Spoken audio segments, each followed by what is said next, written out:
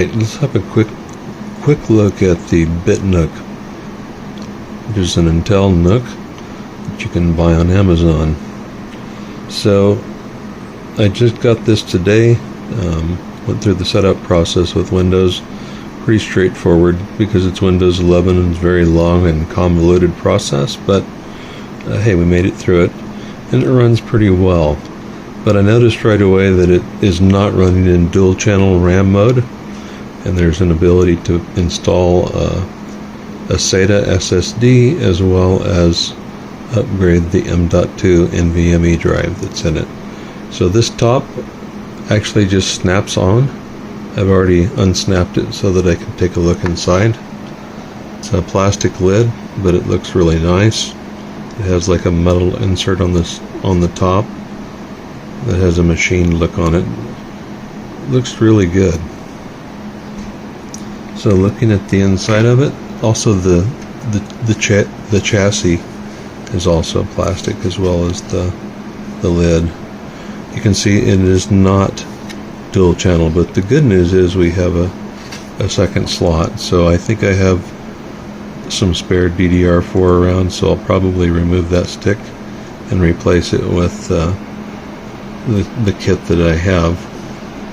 So, but it bears mention that in the ad on Amazon it says that it has dual channel RAM. It does not. So it's got an SSD that I never heard of before.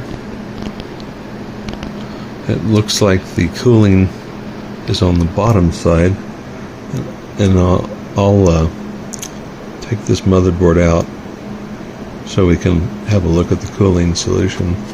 But it has the ports and everything that you can see in the listing on Amazon, so I won't belabor it. You got a Type-C port here that can also work for display output. A couple of USB ports here in the front, audio headset, power button, and there's a reset button that you have to use a small pen device to reach in there and push the button. It's actually located right here on the motherboard, and you just have to put something through that hole to clear the CMOS. You got cooling vents on this side here. On the back you have a couple more USB ports, a display port and an HDMI, 2 Ethernet ports, and here is what should be I believe the exhaust. I'll look at it when we take the motherboard out, but this is actually the heatsink. I'm pretty sure it feels like aluminum, so we'll verify that. And then your power jack. It comes with an AC adapter. More ventilation here, and if we look at the bottom here is the fan intake right here. So pretty straightforward, but it does run really well considering that it only has single channel RAM, and we'll see if we can fix that. Okay, so with the motherboard out, we can see that the heatsink and fan are on the bottom. If you have some reason to take this apart, there should probably be not any reason to take out the motherboard unless you need to clean dust or something out of the fan. But if you do, I caution you, you see these two small wires? That's the Wi-Fi antenna. It's glued to the side of the chassis. You want to be careful not to damage those antenna wires, and I will flip this over and show what's on the other side. So going back to the top side of the motherboard here, there's a screw in each corner, and honestly this thing fits so tight in the chassis you don't really need the screws because it snaps in. But if you're removing the motherboard, you want to lift up from the side that has the power button and the front USB ports first. You want to lift it up from this side and then take it out at an angle, because where the rear I/O ports are, you can't really lower it down in place, and it has to go into the chassis at an angle this way first and be snapped down. You'll have to kind of pry the front away from the power button and get it to snap in place. But once it's down in place, it can't really go anywhere. I will put the screws back in the corner, four screws, one in each corner. I'll put them back again just because it's not a big deal. But I mentioned the Wi-Fi, so you can unsnap those cables there. There's a piece of tape that goes down over the Wi-Fi module that's soldered to the motherboard. Also, the SATA cable, if you're going to install a SATA drive, is this one right here. It's got some electrical tape that's holding it down. You can just untape it, and you'll find that the where you would install a hard drive or a SATA SSD is on the lid. It installed to the bottom of it with this cable attaching it. It comes with screws for that purpose. Also comes with screws for a bracket. I believe this is intended to mount it to the back side of a monitor or a television set if you're going to use it that way. And there are a couple of screw holes here from attaching that bracket. So I had a couple of spare DDR4 modules that were from a laptop upgrade. I removed the one crucial module and replaced it with that pair of modules, which are also the same rating. The single module that it comes with is DDR4 2666, as you can see there. I believe these are 2666 as well. From what I remember, we'll find out when I turn it back on again.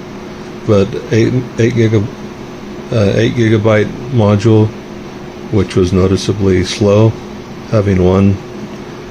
So I'll see how it feels with these two other modules that are installed.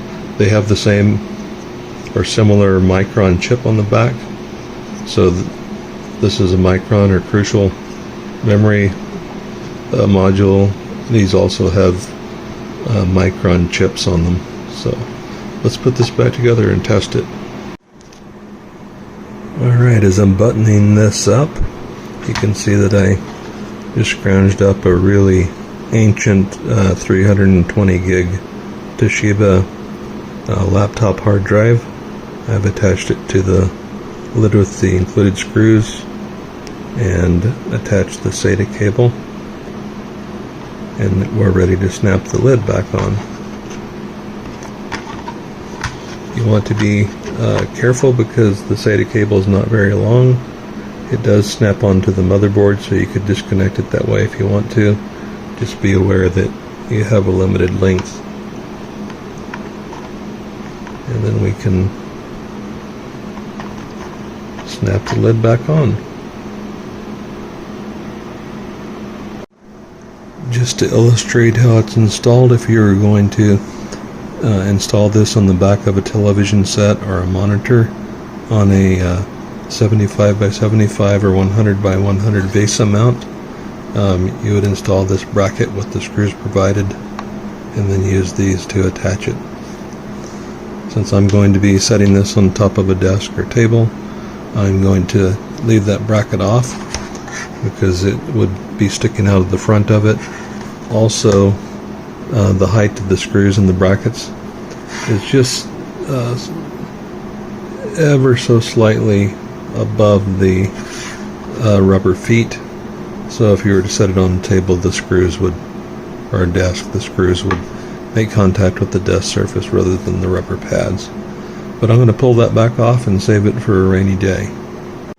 The other thing worth pointing out is that this is the air intake on the bottom for the fan, and you notice those rubber feet are very thin, maybe 1 millimeter.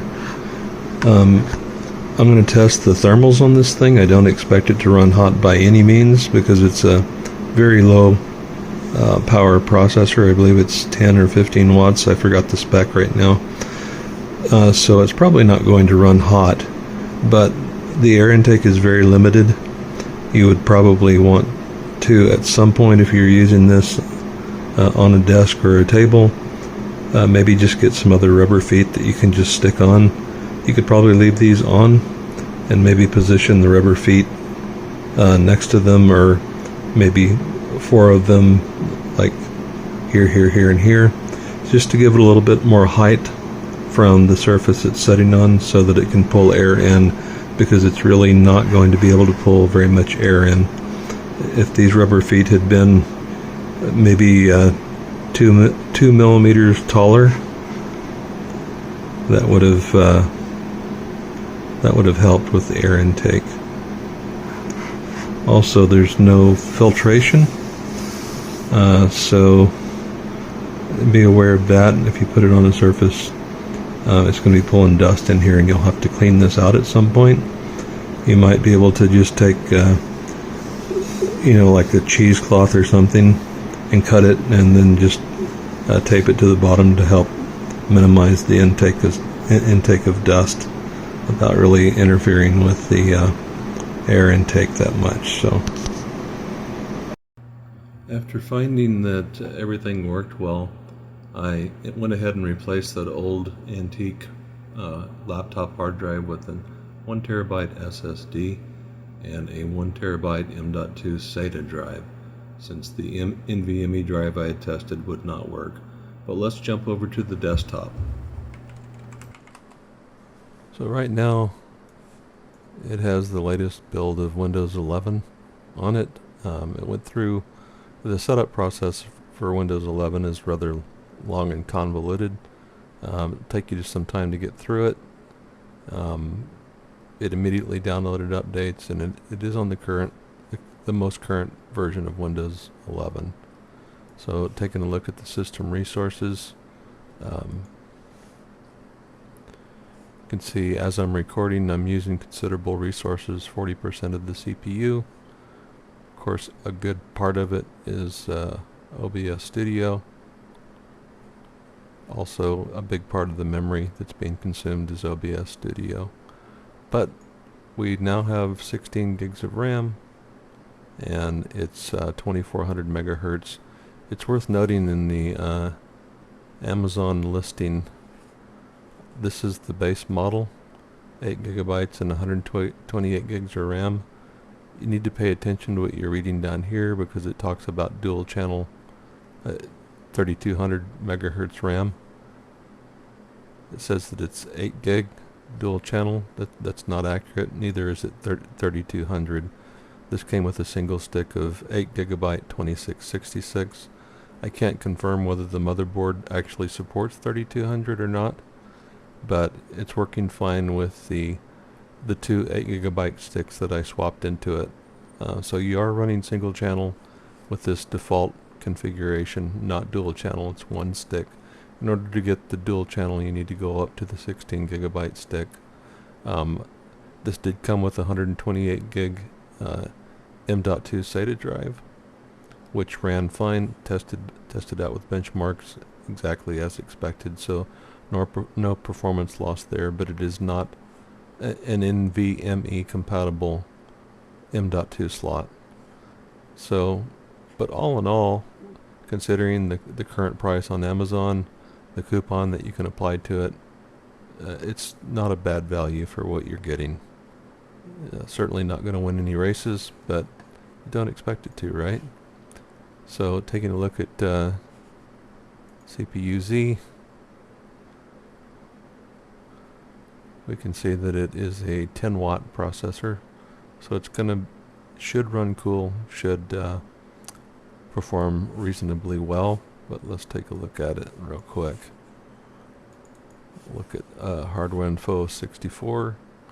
We can see right now, with it sitting on my desk, it's a little bit toasty at idle. 49 degrees for the core temperatures, and CPU package 53 degrees. So let's run a quick benchmark, and we can see what it does. It is low voltage.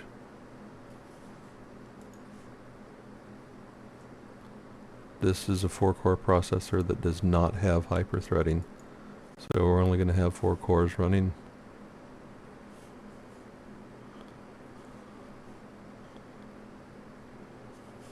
So the temperatures really are okay. I mean, for 10-watt processor, it's a little bit warm, but they're by no means hot. So also not, not amazing performance, but it is certainly adequate. So all in all, I'd say that you get a good value with this product.